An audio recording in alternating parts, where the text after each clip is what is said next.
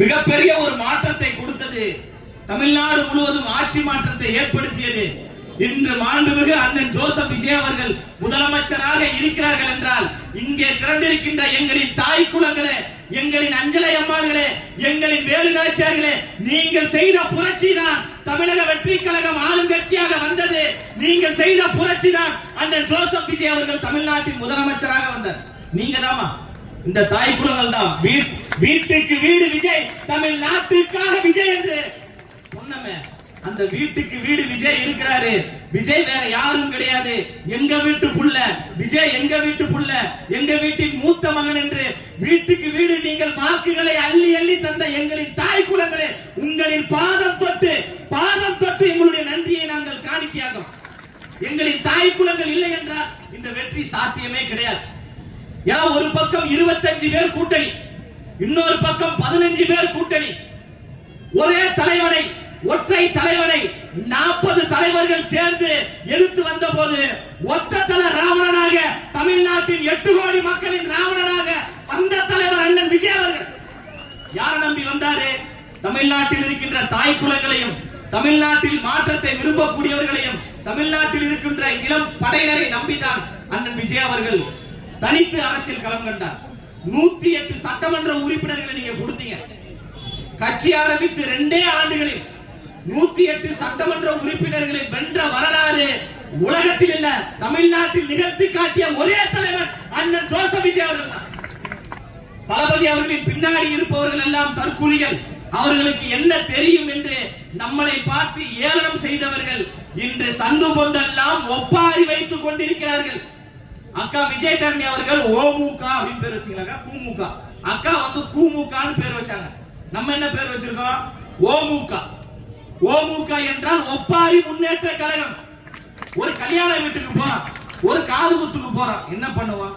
மணமக்கள் இருவரும் மகிழ்ச்சியாக வாழ, பல்லாண்டு காலம் வாழ, பல நூறு பெற்று பெருவாழ்வு வாழ்கிறதா நம்ம வாழ்த்துவோம். ஆனா முன்னாள் சட்டமன்ற உறுப்பினர், முன்னாள் முதலமைச்சர் ஐயா மு.க. ஸ்டாலின் ஓன்னு ஒப்பாரி வைக்கிறார். திரு உதயநிதி ஸ்டாலின் ஓன்னு ஒப்பாரி வைக்கிறார். எந்த நிகழ்வுக்கு சென்றாலும் ஒப்பாரி வைக்கிறாங்க. இப்போ நம்ம பள்ளிக்கூடங்களை படிச்சிருப்போம், ஆ ஆ இ ஈ, அதே மாதிரி ஓ ஓ அப்படின்னு ஒண்ணு இருக்கு. இப்போ ஓனா ஓமுக, ஒப்பாரி முன்னேற்ற கழகம். அப்போ ஓன்னு ஒண்ணு இருக்கு. சட்டமன்றத்துல தலைவர் ஒரே ஒரு கேள்வியை கேட்கிறார். யாரை பார்த்து? உதயநிதி ஸ்டாலின் பார்த்து ஒரே வார்த்தை தான், பார்ட்டி ஃபண்ட் அப்படின்னு ஒரு வார்த்தை கேட்ட உடனே துண்டக்கானம் துணியக்கானம் என்று கைப்புள்ள ஓடா என்று சட்டமன்றத்தை விட்டு ஓடிய திரு உதயநிதி ஸ்டாலின் அவர்கள் சொல்றாரு, சட்டமன்றம் சினிமா தரமாக இருக்கு. சரி, சினிமா தரமா இருக்கு. சரி, உதயநிதி ஸ்டாலின் யாருன்னா? ஈஷா சரவணன் யாருன்னா? உதயநிதி ஸ்டாலின் யாரு? சுதந்திர போராட்ட தியாகியா? இல்ல செக்கிழுத்து செம்மலா? இல்ல இந்தி திணிப்புக்காக போராடினாரா? இல்ல தமிழ் மொழிக்காக போராடி இங்க வந்து அப்படி புல்லட்ட வாங்கி இருக்கிறாரா? கிடையாது. லாலா கட சாந்தி ஒன்னாலா நேண்டி நாமூந்தி அப்படின்னு பாட்டு பாத்தீங்களா? அந்த பாட்டுல டான்ஸ் ஆடுறது. அவர் ஒரு சினிமாக்காரர் தான், அவர் ஒரு கூத்தாடி தான். அவர் ஒரு சினிமாக்காரராக இருந்து விட்டு நம்மளை பார்த்து அங்க சினிமா தனமாக இருக்கு என்று நம்மளை விமர்சனம் செய்யறாங்க. இந்த நிமிடம் வரை தமிழ் சினிமாவில் நம்பர் 1 சூப்பர் ஸ்டார் யார் என்றால் அது அண்ணன் மாண்புமிகு தமிழ்நாட்டின் முதலமைச்சர் ஜோசப் விஜய் அவர்கள் தான். ஆனால் என்னை இந்த இடத்திற்கு உயர்த்தியது தமிழ்நாட்டு மக்கள்.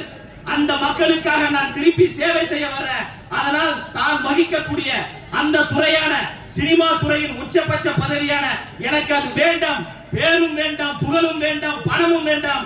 என்னை இந்த இடத்திற்கு ஆளாக்கிய தமிழ்நாட்டு மக்களுக்கு சேவை செய்ய வருகிறேன் என்று தியாக உணர்வோடு வந்த தியாக தலைவன் தான் மாண்புமிகு தமிழ்நாட்டின் முதலமைச்சர் அண்ணன் ஜோசப் விஜய் அவர்கள். அதனால் தான் பெரும் மாற்றம். கட்சி ஆரம்பித்து 2 ஆண்டுகள் தான் ஆகுது. இவருக்கெல்லாம் யார் ஓட்டு போடுவாங்க? அவர் பார்க்கிறதுக்கு ரொம்ப அழகா இருக்கிறாரு, அதனால மக்கள் எல்லாம் கூட்டமா போறாங்க என்று இதற்கு முன்பு ஆட்சி செய்த திமுக நம்மளை பார்த்து விமர்சித்தது. ஆனால் தமிழ்நாட்டு மக்கள் மிக சிறப்பான ஒரு பதிலடியை, ஒரு சிறப்பான ஒரு சௌகரியை நீங்க கொடுத்தீங்க. நாங்க எல்லோரும் கூடி கலையக்கூடிய கூட்டம் அல்ல, திமுகவை கூண்டோடு வீழ்த்தக்கூடிய கூட்டம் என்று தேர்தலில் விசில் சின்னத்திற்கு வாக்குகளை அள்ளி அள்ளி கொடுத்து தீய சக்தி திமுகவை ஓட ஓட நீங்க விரட்டிங்க. இதுதான் மாற்றம். மாற்றம் என்பது சொல் கிடையாது, மாற்றம் என்பது செயல். புரட்சி என்பது தானாக உருவாகாது, புரட்சி என்பதை நாம் எல்லோரும் சேர்ந்துதான் உருவாக்க வேண்டும் என்று மாண்புமிகு தமிழ்நாட்டின் முதலமைச்சர் அண்ணன் ஜோசப் விஜய் அவர்களுடைய தலைமையில் மிகப்பெரிய ஒரு மாற்றத்தை நாம் உருவாக்கிட்டோம். 52 வயது அப்படின்றாங்க தலைவருக்கு, பார்த்தா 52 வயசு மாதிரி எனக்கு தெரியுது. 26 வயசு. இந்த நண்பன் படம் பார்த்த மாதிரி இருக்கு தலைவரை பார்க்கும்போது. ஆலிஸ்வல் சொல்லுவார் தலைவர். அந்த அளவுக்கு மிகவும் ஒரு இளமையான ஒரு முதலமைச்சராக அண்ணன் அவர்கள் இருக்கிறாங்க. அன்னையிடம் நீ அன்பை வாங்கலாம், தந்தையிடம் நீ அறிவை வாங்கலாம், இரண்டும் இருந்தால் பேரை வாங்கலாம், பேரை வாங்கினால் தலைவரை போன்று ஊரை வாங்கலாம் என்று நல்ல பேர் எடுத்து தமிழ்நாட்டையே வாங்கியிருக்கிறார். கருணை இருந்தால் வள்ளலாகலாம், கடமை இருந்தால் வீரனாகலாம், பொறுமை இருந்தால் மனிதனாகலாம், இந்த மூன்றும் இருந்தால் தலைவனாகலாம் என்று ஒரு மாபெரும் தலைவராக தமிழ்நாடு மட்டுமல்ல இந்தியா முழுமைக்கும் அசைக்க முடியாத ஒரு தலைவராக அண்ணன் ஜோசப் விஜய் அவர்கள் இருக்கிறாங்க. இன்னும் ஒரு 10 ஆண்டுகளுக்கு தமிழ்நாட்டில் எப்போது தேர்தல் நடந்தாலும் அந்த தேர்தலில் மகத்தான வெற்றி வாகை சூடி மீண்டும் மீண்டும் முதலமைச்சராக, தமிழ்நாட்டின் நிரந்தர முதலமைச்சராக இருக்கக்கூடிய ஒரே தலைவராக அண்ணன் விஜய் அவர்கள் இருக்கிறாங்க. இப்போ தமிழ்நாட்டின் முதலமைச்சர். அடுத்த 5 ஆண்டுக்கு பிறகு அண்ணன் தான் தமிழ்நாட்டின் முதலமைச்சர். இன்னும் ஒரு 10 ஆண்டுக்கு அண்ணன் தான் முதலமைச்சர். அன்றே சொன்னார் லயலாமணி என்று பதிவு செய்து வைத்துக் கொள்ளுங்கள். 10 ஆண்டுகளுக்கு பிறகு, 10 ஆண்டுகளுக்கு பிறகு இந்தியாவை ஆட்சி செய்யக்கூடிய, 10 ஆண்டுகளுக்கு பிறகு இந்தியாவை ஆட்சி செய்யக்கூடிய பிரதமராக வரக்கூடிய அனைத்து தகுதியும் கொண்ட ஒரே தலைவர் அண்ணன் ஜோசப் விஜய் அவர்கள். அந்த அளவுக்கு அவருக்கான அறிவாற்றல், அந்த அளவுக்கு மக்களை நேசிக்கக்கூடிய ஒரு பண்பு, அந்த அளவுக்கு கொள்கை கோட்பாடு கொண்ட ஒரு தலைவர். 108 சட்டமன்ற, இங்க இஸ்லாமியர்கள் அதிகமாக இருப்பதால் இந்த கருத்தை நான் சொல்றேன். 108 சட்டமன்ற உறுப்பினர்களை நம்ம வெற்றி பெற்றோம். 118 வேணும் ஆட்சி அமைப்பதற்கு. தலைவர் அவர்கள் நினைத்திருந்தால் அதிமுகவோடு அவங்களுடைய ஆதரவை பெற்றிருக்க முடியும், பாமகவோடு ஆதரவை பெற்றிருக்க முடியும், பிஜேபியோடு ஒரு சட்டமன்ற உறுப்பினர் இருக்காங்க, பிஜேபி ஆதரவை பெற்றிருக்க முடியும். அந்த ஆதரவை பெற்று தலைவர் அவர்கள் ஆட்சி அதிகாரத்தில் அமர்ந்திருக்க முடியும். ஆனால் தலைவர் அவர்கள் மிக தெளிவாக இருக்கிறார். நான் தமிழ்நாட்டு மண்ணை சார்ந்தவன், முற்போக்கு சிந்தனை கொண்டவன், தந்தை பெரியார் வழியில், அண்ணல் அம்பேத்கர் வழியில், கொள்கை கோட்பாடில் பயணிக்கிற, எனவே என்னோடு பயணிக்கக்கூடியவர்கள் இந்த மண்ணையும் மக்களையும் நேசிக்கக்கூடியவர்களாக இருக்க வேண்டும் என்பதற்காக காங்கிரஸையும், விடுதலை சிறுத்தை கட்சியும், இந்திய கம்யூனிஸ்ட் கட்சி, மார்க்சிஸ்ட் கம்யூனிஸ்ட் கட்சி, இஸ்லாமிய அமைப்புகளோடு கரம் கோர்த்து மதசார்பற்ற ஒரு கூட்டணியை உருவாக்கி மதசார்பற்ற ஒரு ஆட்சியை நிறுவினார். அவர் நினைச்சிருந்தா அங்க போயிருக்கலாம். மதவாதம் எந்த வடிவத்தில் வந்தாலும், பாசிசம் எந்த வடிவத்தில் வந்தாலும், ஒற்றுமையாக இருக்கக்கூடிய தமிழ்நாட்டு மக்களை பிரிக்க வேண்டும் என்ற சூழ்ச்சி வழியில் இருக்கக்கூடிய பிஜேபி எந்த வடிவத்தில் வந்தாலும், அதிமுக மீது சவாரி செய்து வந்தாலும், தமிழ்நாட்டில் எதிர்க்கக்கூடிய முதல் முன்கள பணியாளர்கள் யார் என்றால் அது தாவேகாவை சார்ந்தவர்கள் அண்ணன் தளபதி விஜய் அவர்கள் தான் மூர்க்கமாக என்று எதிர்ப்பார். படித்தவர்களுக்கும் பாமரர்களுக்கும் ஆட்சி அதிகாரத்தில் அங்கம் கொடுத்து இது பாமரர்களுக்கான கட்சி, பாமரர்களுக்கான ஆட்சி என்று பேரறிஞர் அண்ணாவை போன்று 1967 அண்ணா அவர்கள் எப்படி ஒரு பெரும் புரட்சியை அரசியலில் செய்தாரோ அதே போன்ற ஒரு பெரும் புரட்சியை 2026 எங்களின் அண்ணா ஜோசப் விஜய் அவர்கள் செய்திருக்கிறார். ஆட்சியிலும் அதிகாரத்திலும் தமிழ்நாட்டில் வாய்ப்பே கிடையாது, கூட்டணி ஆட்சிக்கு வாய்ப்பே கிடையாது. அது எப்படி கூட்டணி ஆட்சி கொடுக்க முடியும்? அது சாத்தியம் கிடையாது என்று ஐயா ஸ்டாலின் அவர்கள் சொன்ன போது தலைவர் தளபதி அண்ணன் விஜய் அவர்கள் சொல்றாரு, பெரியாரின் பேரனாக, அம்பேத்கரின் பேரனாக நான் இருக்கிறேன், ஆட்சியிலையும் அதிகாரத்திலும் நான் பங்கு தரேன் என்று காலம் காலமாக ஒடுக்கப்பட்ட மக்களுக்காக உழைத்த விடுதலை சிறுத்தை கட்சிக்கு அதிகாரத்தில் பங்கு கொடுத்து சமூக நீதி தலைவன் என்று நிலைநாட்டிய ஒப்பற்ற தலைவன் அண்ணன் ஜோசப் விஜய் அவர்கள். இஸ்லாமிய அமைப்புக்கு அமைச்சரவையில் இடம் கொடுத்திருக்கிறார், காங்கிரசுக்கு அமைச்சரவையில் இடம் கொடுத்திருக்கிறார். ஒரு சமத்துவத்திற்கான ஒரு ஆட்சியை அவர் உருவாக்கி இருக்கிறார். முதல் கையெழுத்துமா தாய்மார்கள் நீங்க அதிகமா இருக்கிறீங்க, முதல் கையெழுத்து தலைவர் போட்ட முதல் கையெழுத்து எங்களுடைய பெண் பிள்ளைகளுக்கு, எங்களின் தாய்மார்களுக்கு, எங்களுடைய அக்காவுக்கு, எங்களுடைய தங்கைக்கு எந்த பாதிப்பும் வந்துவிடக் கூடாது என்று 300 கோடிக்கு சிங்க பெண்கள் அதிரடி படை என்ற ஒரு படையை உருவாக்கி முதல் கையெழுத்து.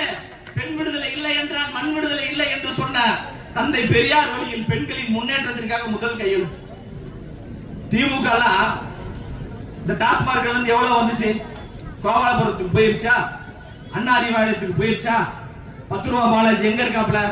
என்னப்பா இந்த வாட்டி கமிஷன் சரியா வரலையே என்று ஏங்கிக் கொண்டிருந்தது திமுக. ஆனா நம்மளுடைய தலைவன் உங்க வீட்டு பிள்ளை ஜோசப் விஜய் அவர்கள் வந்தவுடன் போட்ட கையெழுத்து 717 டாஸ்மாக் கடைகளை இழுத்து மூடிய தலைவன் அண்ணன் விஜய் அவர்கள். இன்னும் சொல்றார், இன்னும் எந்தெந்த கடைகள் மக்களுக்கு இடையூறாக இருக்கு, எந்தெந்த கடைகள் மசூதியின் பக்கத்தில் இருக்கு, எந்தெந்த கடைகள் கோயில் பக்கத்தில் இருக்கு, எந்தெந்த கடைகள் பள்ளிக்கூடங்களின் கல்லூரிகளுக்கு பக்கத்தில் இருக்கு சொல்லுங்க. அந்த கடைகள் எல்லாம் இழுத்து மூடுவதற்கு நான் தயாராக இருக்கிறேன். சாராய கடையிலிருந்து வரக்கூடிய பணத்தில் இருந்துதான் ஆட்சி செய்ய வேண்டும் என்றால் அப்படி ஒரு ஆட்சி தேவையில்லை என்று சொல்லக்கூடிய தலைவர் நம்முடைய தலைவர் அண்ணன் விஜய் அவர்கள். அரசு அலுவலகங்கள் எங்கு சென்றாலும் அரசு அதிகாரிகள் மறல்றாங்க. ஏன்னா இதுக்கு முன்னாடி திமுக அதிமுக ஆட்சி காலத்துல லஞ்சம் வாங்கி பழக்கப்பட்ட சில அதிகாரிகள் இன்று லஞ்சம் வாங்க முடியாமல் கண்கள் பிடுங்க மன உளைச்சலில் சுத்தி கொண்டிருக்கிறார்கள் என்றால் தமிழ்நாடு முழுவதும் நேர்மையான ஒரு ஆட்சி நடந்து கொண்டிருக்கு. காலையில 9 மணிக்கு தலைவர் சட்டமன்றத்துக்கு போயிறாரு, தலைமைச் செயலகத்துக்கு. சாயங்காலம் 6 மணிக்கு தான் வீட்டுக்கு வராரு. முதலமைச்சர் தலைமைச் செயலகத்தில் இருக்கிறார் என்றால் அனைத்து துறைகளும் தமிழ்நாடு முழுவதும் நேர்மையாக நடக்கும் என்பதற்காகத்தான் காலையிலேயே எழுந்து தலைமைச் செயலகத்துக்கு சென்று அனைத்து கோப்புகளையும் கையெழுத்தினார். ஒரு கோப்பு போதா? அதிமுக திமுக ஆட்சியில அது கையெழுத்து போடுறதுக்கு 4 நாள் 5 நாள் 7 நாள் ஆகும். ஆனால் அண்ணன் விஜய் அவருடைய டேபிளுக்கு வந்த 10வது நிமிஷம் கையெழுத்து போட்டு அதை நடைமுறைப்படுத்துங்கள் என்று சொல்லக்கூடிய தலைவன் அண்ணன் விஜய் அவர்கள். கல்வித்துறையில் மிகப்பெரிய ஒரு புரட்சி. இதை சொல்லிட்டு நிறைவு செய்யறேன். தனியார் பள்ளிக்கூடங்களுக்கு அனுமதி தர வேண்டும் என்றால் 20 லட்சம் 30 லட்சம் கமிஷன் ஊழல் கொள்ளையடித்தார்கள். முன்னாள் பள்ளி கல்வித்துறை அமைச்சர் அன்பில் மகேஷ் பொய்யாமொழி அவர்கள் அதற்கென்று தனியாக ஒரு அலுவலகமே நடத்தினார். பிரைவேட் ஸ்கூல்ல வாங்க பர்மிஷன் தான். எம்மதமும் எங்கள் மதம் என்ற உணர்வு கொண்டவர்கள் நாங்கள். அந்த அடிப்படையில் பள்ளி கல்வித்துறையில் கோடி கோடியாக கொள்ளையடித்தது திமுக. ஆனா நம்முடைய தமிழ்நாட்டின் முதலமைச்சர் அண்ணன் ஜோசப் விஜய் அவர்களுடைய தலைமையில் நடைபெற்றுக் கொண்டிருக்கின்ற இந்த ஆட்சியில் ஒத்த பைசா கூட வாங்காமல் பல்லாயிரக்கணக்கான தனியார் பள்ளிக்கு அனுமதி கொடுத்த தலைவன் அண்ணன் ஜோசப் விஜய் அவர்கள் என்பதை மார்த்தட்டி பெருமையா சொல்றோம். இதுல உதயநிதி ஸ்டாலின், அவர் உதயநிதி ஸ்டாலினா உதவாத ஸ்டாலினா நமக்கு தெரியல. அவர் ஒண்ணு சொல்றார், தாவேகா என்பது தமிழ்நாட்டிற்கான பேரிடர், அதை இயற்கை பேரிடரா. எளிமையின் அடையாளமாக இருக்கக்கூடிய பேரறிஞர் அண்ணா அவர்கள் உருவாக்கிய திமுக கட்சியை எப்படி அவங்க தாத்தா ஐயா கலைஞர் கருணாநிதி அவர்கள் கொள்ளையடித்தாரோ, அதன் பிறகு ஐயா ஸ்டாலின் அவர்கள் திமுக என்கின்ற கட்சியை கொள்ளையடித்தாரோ, அந்த வரிசையில் திரு உதயநிதி ஸ்டாலின் எப்படி திமுக என்கின்ற கட்சியை கொள்ளையடித்தார்களோ இவர்கள் தான் தமிழ்நாட்டிற்கான பேரிடர். அந்த பேரிடரை மீட்க வந்த மீட்பு சக்தி தான் தாவேகா என்பதை அடுத்த திருத்தமாக சொல்றோம். திமுக தான் பேரிடர், உதயநிதி ஸ்டாலின் தான் பேரிடர், ஐயா ஸ்டாலின் தான் பேரிடர். அதை மீட்க வந்த மீட்பர் தான் மாண்புமிகு தமிழ்நாட்டின் முதலமைச்சர் அண்ணன் ஜோசப் விஜய் அவர்கள்.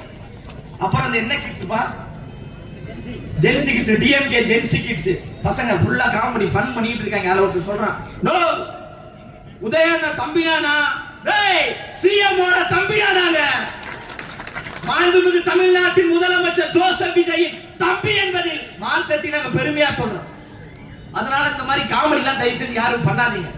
அப்புறம் அண்ணா ஆர்எஸ் பாரதி அவர்களுக்கு ஒரு வேண்டுகோள் வச்சார். அவர்தான் திமுகவோட அமைப்பு செயலாளர். அவர் சொன்னார், ஏதோ புளூக்ல ஜெயிச்சு ஆட்சிக்கு வந்துட்டீங்க, அடுத்து நடக்கக்கூடிய உள்ளாட்சி தேர்தல்ல நீங்க வெற்றி பெற்று ஏதாவது ஒரு மேயரை நீங்கள் வெற்றி பெறுங்க, நான் ஒரு சைடு மீசையை வலிச்சறேன் அப்படின்னு ஐயா ஆர்எஸ் பாரதி அவர்கள் சொன்னார். சென்னை மேயர் மட்டும் கிடையாது, தமிழ்நாடு முழுவதும் இருக்கக்கூடிய 25க்கும் மேற்பட்ட மேயரை தாவேகா கைப்பற்றியது, தாவேகா வென்றது என்ற வரலாறை நாங்கள் உருவாக்குவோம். ஆனா அண்ணன் ஈசிஆர் சரவணன் அவர்கள் போன்று நீங்க மீசையை எடுங்கலாம் நான் சொல்ல மாட்டேன். ஏன்னா நீங்க மீசை இருக்கும் போதே பார்க்க சகிக்கல.